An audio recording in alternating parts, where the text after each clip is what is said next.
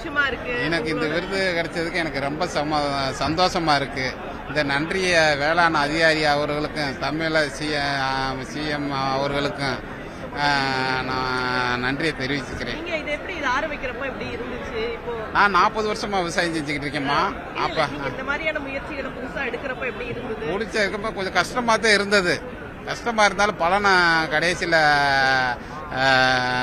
நல்ல நல்ல ஈல்டு கிடைச்சிருக்கு. இந்த 40 வருஷத்துல நீங்க விவசாயத்துல நீங்க பண்ண முக்கியமான இதை பத்தி சொல்லுங்க.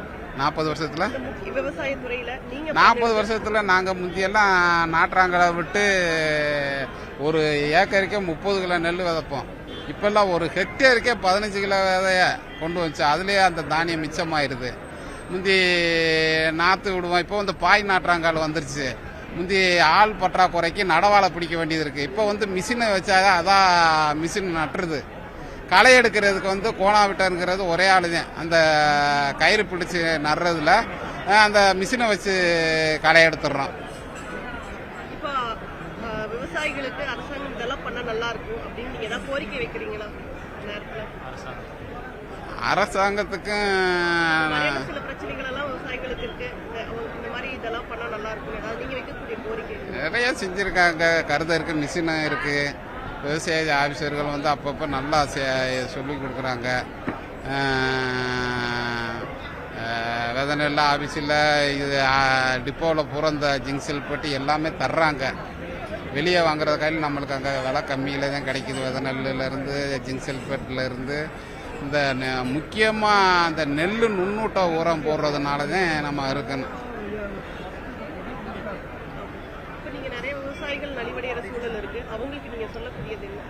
நம்பிக்கை தரக்கூடிய வகையில் பொதுவாக நம்ம நல்ல ரகத்தை தேர்ந்தெடுக்கணும். நல்ல விவசாயம் விடாமல் செய்யணும். விதைனத்து நல்ல ரகத்தை தேர்ந்தெடுக்கணும். அப்புறம் நம்ம விவசாயம் செய்கிற இதை நல்லா உழுகணும். தலைச்சத்தை அவசியமாக போடணும்.